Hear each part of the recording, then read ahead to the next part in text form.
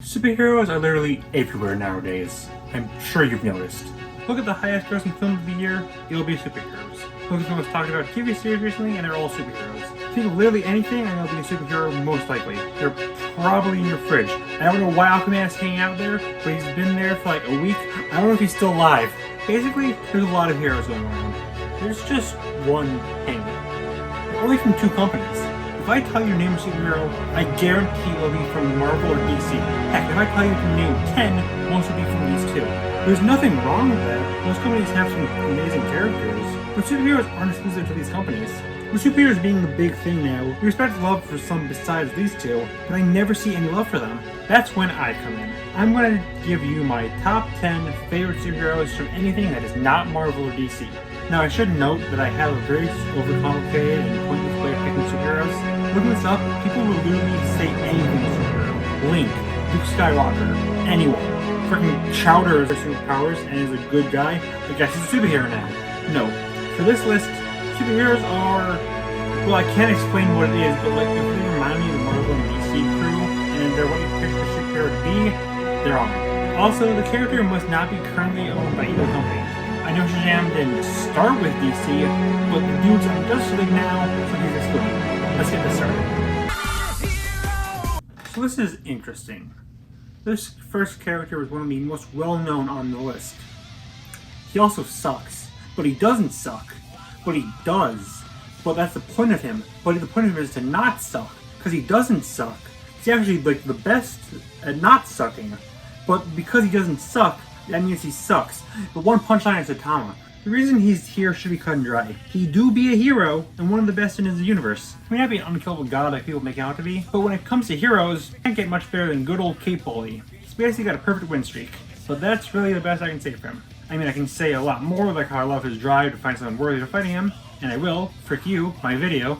But this list is specifically about the hero side, and that fricks him over a lot. Saitama isn't about saving people, he just wants to find someone who can match him. That's not really what I want in a superhero. That's not a slam at the show, by the way. That's not what the show is. It's a parody of superheroes and shonen manga. So obviously, that won't be Saitama's focus. Heck, dude never really gets any credit for anything he does in the universe.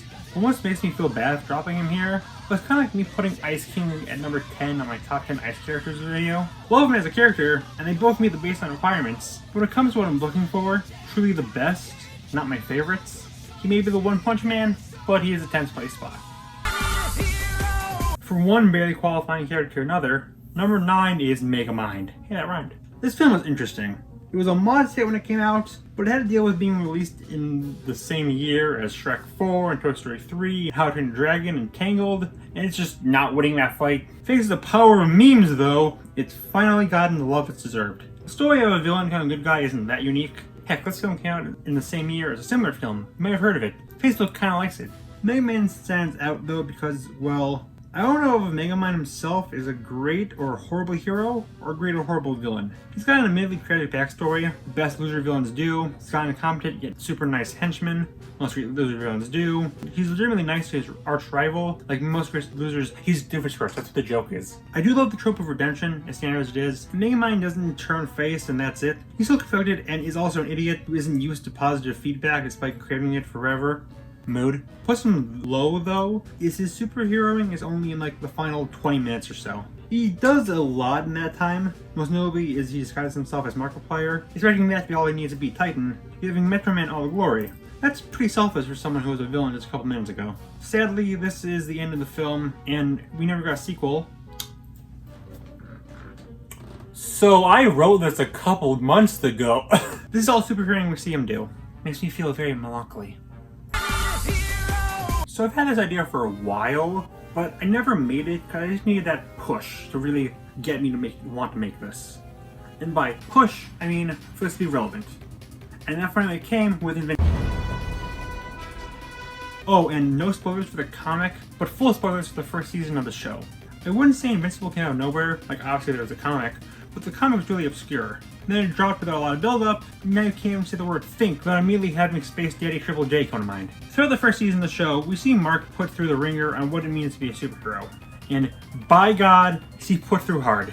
Dude gets beaten up and loses almost every fight he's in. That though doesn't really matter. The show clearly shows that he's in training. Of all the heroes we see, he's the newest, so him getting absolutely ratioed is understandable, even if his name is a giant hecking lie. Mark's a good POV character for season 1, and of course he's very important to the story of the show since, you know, his dad is Superman, but since it's the 21st century, he's evil. The thing is though, most of the show is just Mark in training wheels, reacting to the more experienced heroes being epic and or dying. I'm sure season 2 will have Mark rise higher based on my small amount of knowledge of the comic, but for now, how does Mark get higher on this list? That's the neat thing. You don't. Holy frick rolly, it's Daniel Faniel. The story of Danny Phantom is simple. Young Danny Phantom, he was just 14 when his parents built a very strange machine. It was designed to view a world unseen. It took me a long time to get into Marvel and DC, so there's a good chance that Danny might have been the first superhero I got super into. It's been a bit since I've seen this show, as in I haven't watched it since I was a kid, but I remember it pretty well, and from what I remember, this show do be pretty epic. Granted, I don't understand how the whole half ghost thing works. Like, is he half dead? I don't know. Danny, though, does really do his best as a hero. At first, he just did what, let's be honest, we'd all do if we got powers. But as the show goes on, and the villains went from a dude obsessed with boxes to an all-powerful conqueror of 2 whole realms, Danny really stepped up as a hero and makes something of himself. Danny Phantom is actually a really interesting series, to the point where I may want to make a video on it, but for now, I'll just leave you with this. Dash and Hades have the same voice actor. That's it, that's all you need to know.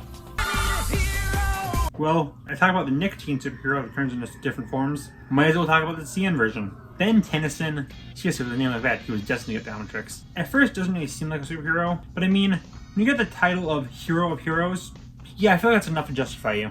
The story of Ben 10 started when an alien device did what it did, stuck itself upon his wrist for secrets that it hid. Now, he's got superpowers, he's no ordinary kid. I should have seen that coming. Ben's been through a lot. Like Danny, at first he just kind of did what you expect a kid with the ability to shapeshift from different aliens to do. But when Mr. Hentai Face comes into play, that's when he starts to accept his role as a protector. My favorite version of him is Alien Verse, which is the perfect in-between of being a serious hero and a massive dork. Also, he's got Big Chill and Humongous Shore. I love those guys. I will say though that his hero-ness does kind of get derailed as the series goes on, specifically in Omniverse. I like that series quite a lot, but it does feel like a regression. Even in art style. Like, would you believe me when I say that this design is older than this one? Either way, Ben's a great hero, but I think it's time to move on. Time, huh? While Marvel and DC will always remain the top dogs in this category, there have been a few to rise to the occasion. Probably one of the highest to rise up is My Hero Academia. I know the show's got a fair amount of detractors, but I'm a fan, that's my list, so Steve. While the obvious pick is Deku, the main character, he's kind of unproven in the grand scheme of things, and a lot of his hero work is shared with others. That's why I'm gonna go with good old Captain Falcon wannabe, All Might. Born as Toshinori Yori, I probably said that wrong, he was once just a normie. He was driven to wanting to help, though eventually caught the attention of other heroes, leading him to going from Shaggy to Johnny Bravo. He was a wimpy before Anchor Arms, but now while everyone loves him, he's no jerk. All Might's one of the kindest characters there is. He always keeps a smile on his face no matter what the situation is. At least in his muscle form. As we can state, he kind of looks like a skeleton. That's why he can only make it this high, by the way. He's a great hero for the first 2 seasons. After that, he just kind of takes a secondary role after losing all his power. Obviously, this is fine, and it helps the story, and it's not a dig on All Might at all, but in the realms of this list, it stops him going truly plus ultra. You know, it's interesting. Even with all the great Marvel and DC films we've gotten recently, neither of them have my favorite superhero film. Instead, 4 years before the MCU started, and 9 years before the DCU tried to start, we got something truly incredible. It's been pointed out The Incredibles is less of a movie about a superhero family, and more of a family that happens to be superheroes. That's a fair observation. The film is basically about a husband and wife trying to mend their relationship, while the husband also goes through a massive midlife crisis. Also, there's genocide.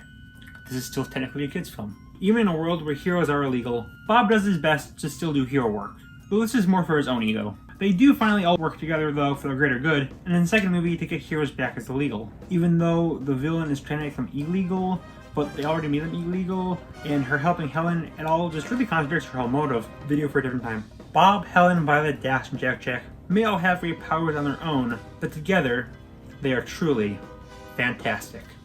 Wait, I sure said incredible, frick! I don't think people realize how big the TMNT are. Like, yeah, everyone knows what they are. For something that started as a parody of Daredevil, I'm honestly surprised these guys have stuck around for almost 4 decades. Despite how they're all based on the concept of what if Turtle was fast, they somehow managed to remain distinct yet still coherent in every version of the series. My favorite being the 2012 show. Raph, Mikey, Leo, and Donnie have gone through a ton of changes, but they're all their own distinct characters. Raph's edgy, Donnie is a big nerd, Mikey's the best one, and Leo is boring. If Leo is your favorite, don't breathe in my gentle direction. Whether it's serious or silly, humans or aliens, good of the Christmas special, these 3-fingered freaks will always be there for the good of all. Also, why is Shredder so obsessed with eating turtle soup? Even though these guys are clearly sentient, isn't that like technically cannibalism? Time can really warp someone's perspective of the series. There's no better example of this than the Powerpuff Girls. They're just some nice, cutesy, wholesome kids, right? No, they are not. They most certainly are not. These girls are out for blood. Big Billy steals them from a train, beat him up because he's part of the Green Gang. A clown gets turned evil against his own will and gets freed from his corruption. Well, we gotta beat up something, don't we? Mother Jojo is literally just honoring his dead father. I think you all know what must happen. This is probably my first experience with blood in a cartoon. Heck, one of the only instances I can think of in a children's show.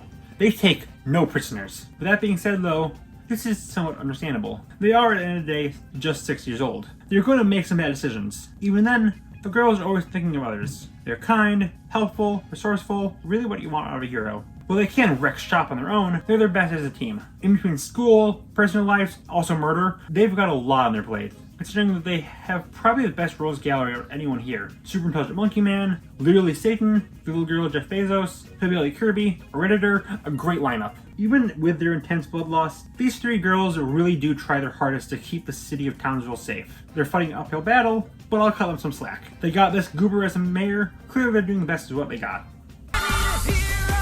Brief warning, these honorable mentions are all really stupid. Captain Underpants. I desperately wanted to include him, but he's objectively a bad hero. He does far more harm than good, and doesn't really care for the people he should protect, but he's funny, so he's here. The Crimson Shin. Actually a pretty decent hero, at least until he has an existential crisis. The Power Rangers. And I'll be honest and say I haven't seen much of these guys. Captain Motherfrickin' Caveman, because I told you these are going to be stupid. Astro Boy. Another series I'm unfamiliar with, but I feel like he deserves a mention. Jenny Wakeman. She's mentally 14 and chronologically 4. The Mask. More of an anti-hero, more than a straight hero. Also, wow, I bring him up a lot, don't I? Darkwing Duck. Probably would have been on the list. I remembered his show better, or if he got more focus in the DuckTales reboot. But for now, he's here. El Tigre. Oh god, the show is so good from what I remember. It's been a while since I've seen this too, and unlike any fandom, I don't remember it as vividly. But from what I remember, it was great. KO. Almost made the list. Kind of like Deku, he's a hero in training, so it's hard to judge him. The show is called OK KO, let's be heroes after all. Not OK KO, we are heroes. That's cool, epic, base, nice. That's for the sequel series. Also, I'm just going to throw in all the characters I've seen people call superheroes, but I don't really think they fit the description. Yes, this is a Kirby list, my sins are innumerable. We've gone through a lot today. We've seen a lot of different takes on a superhero, but to be number 1, you can't just be anyone. You need a hero we can rely on. A hero that will always be there to help. Who will always put a good of the people over themselves. Someone who can always pull through no matter what's coming to them. My number 1 has none of these qualities. It's Mermaid and Barnacle Boy. Okay, so you may think this is a meme pick. You're correct. But like, to their credit, these 2 can be quite good heroes when push comes to shove. They've beaten several big supervillains, some of whom are legit threats, or at least were. They're generally pretty nice and helpful given their ages. Barnacle Boy is a bit rough around the edges, but he can still be a cool boy. Listen, the episode where Barnacle Boy turns evil just lives rent-free in my head. I probably yell, EVIL! Like every other day. The video I made on them is one of my favorites, despite being kind of old. I'll be real with you, Chief. I don't have any deep reasons for putting these 2 at number 1. I just like them. I found them funny. They've got some personal attachment to me. They can be pretty awesome and legit good heroes when the time comes, but also they're old. What do you want from them? They can do what they can do to elderly fellows. Yeah, that's it. Go home. That's the video. I hope you enjoyed, and before we leave, I just want to drop some knowledge on you. In the game Little Big Planet, there's costumes of SpongeBob characters. There's also ones of the various Marvel characters. So in other words, it's possible. Get hyped.